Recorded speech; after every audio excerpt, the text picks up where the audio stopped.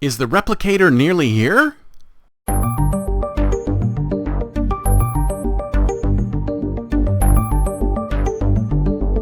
As you can tell, I'm a huge Star Trek fan. Big Star Trek fan. Last season of Discovery's here.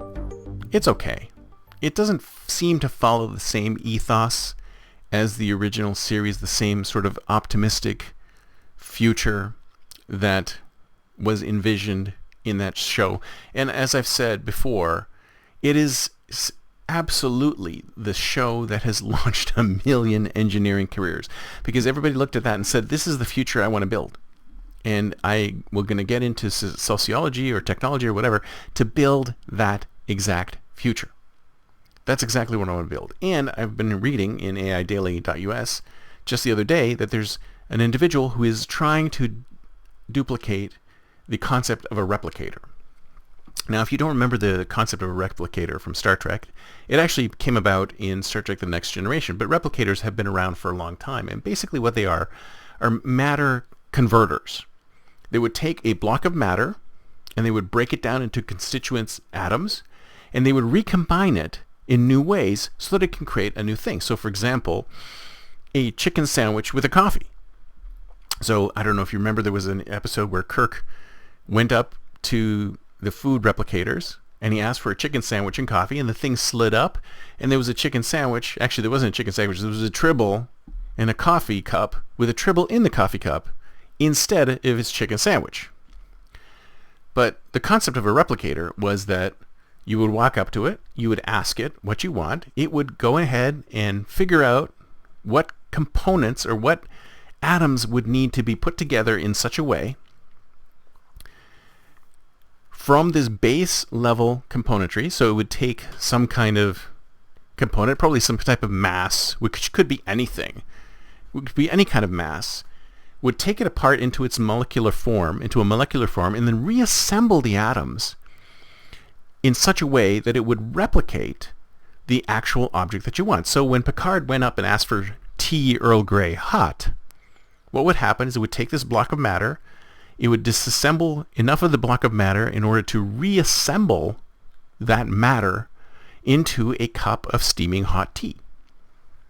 And then it would present that to Picard. And even in the show, in the Next Generation, you could actually see it materializing. Because in the old show, they couldn't show that because obviously they didn't have the budget. But in the new show, in Next Generation, you could actually watch that materializing right in front of them. You could see the cup of tea materializing. And that is something that's being built today. Someone, and I forget the gentleman's name, but he is building a replicator. And a replicator is basically a 3D printer. Now, a 3D printer, the difference between a replicator and a 3D printer is that a replicator actually takes the atoms and rearranges the molecules in such a way that the object that is being created is the thing that you want. So that cup of Earl Grey tea has been created from another piece of matter. Whereas with 3D printers, it takes a piece of matter and you can't really convert it. We're not at the stage where you were actually taking it at atomic level and recombining the atoms in such a way to create a whole new substance. But there's no reason why at some point in the future we can't do that. The substance is the same. In these 3D printers, you're taking one substance and you're changing the form of that substance to a completely different form. It's the same substance. That doesn't mean at some point in the future we can't get to the point where we actually are recombining those atoms. It's just a question of degrees of technology. We'll get to that point eventually.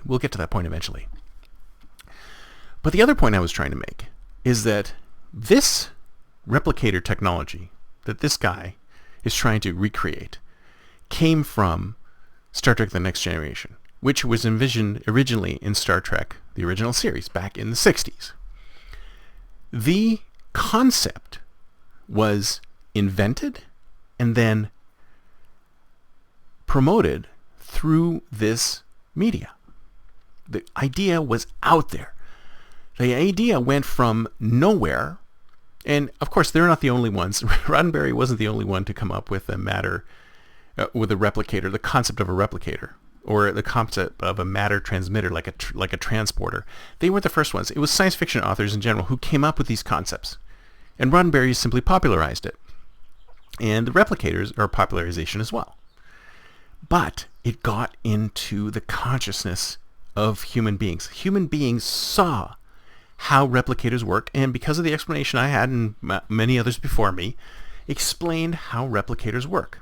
So this concept is now living out in the world, right? Out among humanity.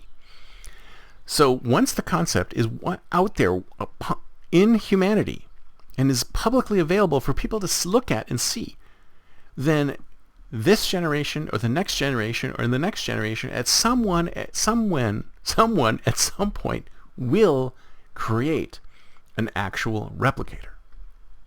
That's why I find it so important for us to take these ideas that we're having. So all of us, we're all inventing things all the time, every day. We all invent things all the time, every day.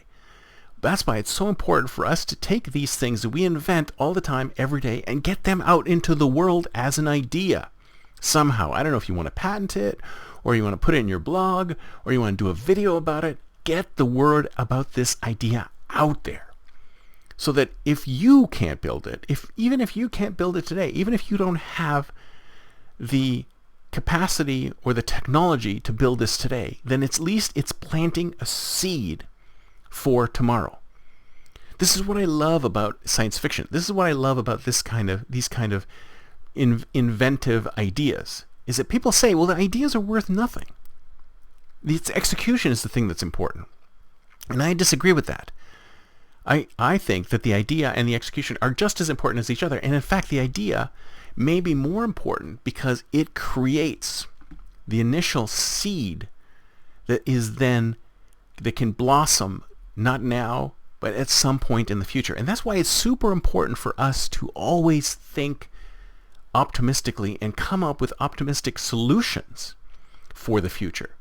Because even if we can't build those today, as long as we get them up there and we get them out there, then at some point they may get built. Someone at some point in the future is going to come back and look at that idea and go, wait a minute, we now have the technology to build that. And if it's stuck in your head, then maybe it'll never get out there. So get it out there. Get your idea out into the world. Don't you want to improve humanity?